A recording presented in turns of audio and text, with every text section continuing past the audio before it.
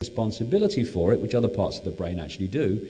And so we say, when we're in a situation we don't like, it's all your fault. I mean, you know, it could be suggested that I've said in the last 6 or 7 hours, it's the reptilians' fault. No, it's not. No, it's not. It's our fault. It's not fault. It's not about fault. It's not about blame. But it's our responsibility. The few can only control the many if the many give their power away. We've made it possible. We can make it impossible by taking that power back.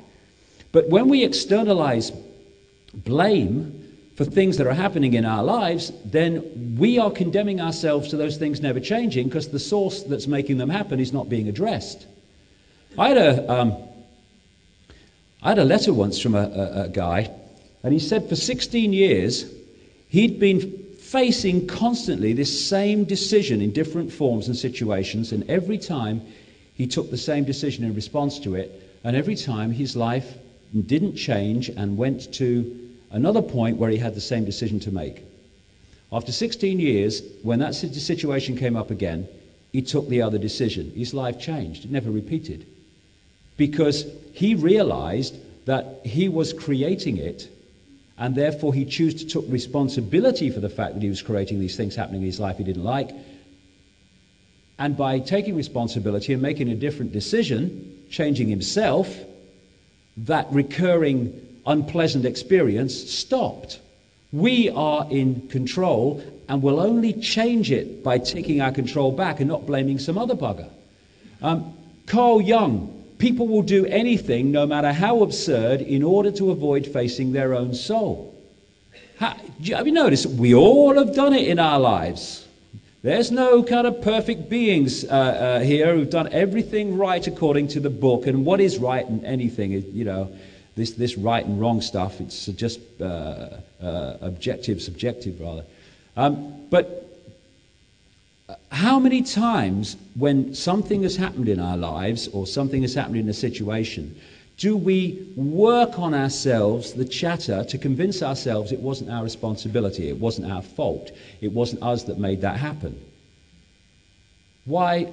While if we say, yes, I'll take responsibility for that, by doing that, we make sure it doesn't happen again. We make sure we don't face that situation again as the cycle repeats itself. Taking responsibility is to look at self when something happens. Why is this happening to me and not her or him? Why me? Why me? Okay, I can see why it's happening to me. I can now change that part of me that's making that happen. It doesn't happen anymore. That's how we move on, by taking responsibility. Because taking responsibility can be said to be something else, taking power back. Blaming someone else is giving power away. We are saying some people out there have control over my life.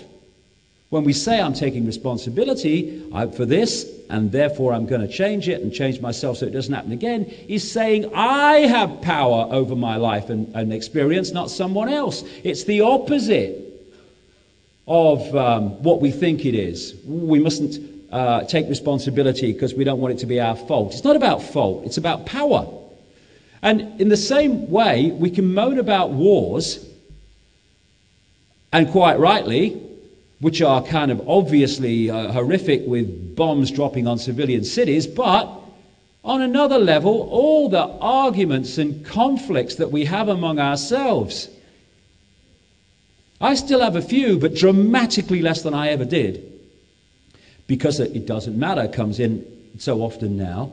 But if we stop conflicting among ourselves and also within ourselves, heart and head, should I, shouldn't I, really want to do this, this is my duty though, all these conflicts within and between ourselves, then they wouldn't manifest collectively as wars, which are just a collective version of conflict and an extreme version of conflict, which is an expression of the conflict that's going on constantly within ourselves and between ourselves. Crikey, have you seen some husband and wives and families bloody arguing and cussing and all the rest of it that goes on, and then they go on peace marches? You know, we need to sort ourselves out, and then the collective will take care of itself. And also this idea, and this is again, a cognitive dissonance of you fight for something. You fight for peace. You fight to stop wars. You fight to stop globalization. When we fight something, when we, for instance, riot at protests and stuff like that, what we're doing is becoming what we are fighting. It's a simple truth. What we fight, we become. You know, you see protest marches against something, and a lot of the protest marches act just like the people that they're protesting against. Can't tell the difference between them. And so the more we fight, the more we become what we say we oppose. If we want to change something, if we want peace, we need to peace for peace, not fight for peace. You don't fight to stop war, you are peaceful to stop war. Simple thing, if we want a peaceful world, we need to be peaceful. But how much peace do we have among ourselves and within ourselves to start with? So it always comes back to self. Finding peace within ourselves and between ourselves will manifest itself eventually collectively as peace between us all. It's these inner conflicts and inner wars that the Illuminati are constantly manipulating to keep us in a state of division within and without, so that we are not in that harmonious state that can see beyond the illusion. Freedom fighters, I love it. Fighting for freedom. The reason so many revolutions end up putting in governments just as bad or worse than the people they threw out is because if you create something out of violence and fighting, then you create the manifestation of that afterwards in government. Back to cognitive dissonance, fighting for freedom. And then there's all this within us, this repression and denial. Again, it comes from fear of expressing who we really are, expressing what we really think, living our lives as we see fit rather than as people tell us we should live our lives. So we repress, we deny what we want to do. We repress and deny our feelings. We repress and deny the fact that our belief systems actually don't stand up.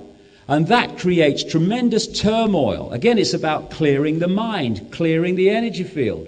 By just saying, I'm getting rid of this clutter. And this clutter we call belief.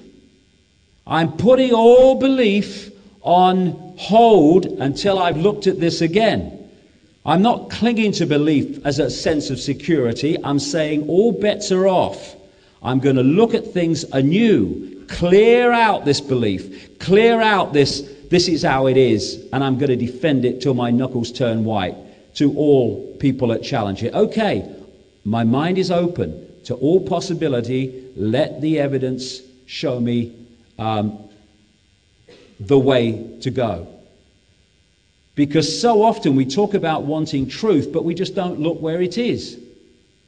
Science does this. It won't look where the truth of reality really is because it doesn't want to find it. Collectively, medicine will not look where true healing lies because it doesn't want to find it, because the moment it does, this whole edifice of drug and scalpel medicine collapses. People with rigid belief systems don't want to find the truth because their belief systems had it, over, finished, finito. Don't want it. But we want the truth. We're just not going to look where it is. Another externalization of our power is, I'm unlucky. I'm unlucky. Why does it always happen to me? Good question. Why does it always happen to you and not happen to this person here? Ever thought of looking here to find a common denominator about why it's always happening to you? No, we're not going to go there because we're not taking responsibility. It's unlucky. I've had bad luck. No such thing as bad luck. There's creating reality. There's decoding reality to experience certain things. Nothing to do with bad luck. It's our inner state externally manifested. And if we take responsibility for that, like I say, and saying it's bad luck, I'm always so unlucky, then We can change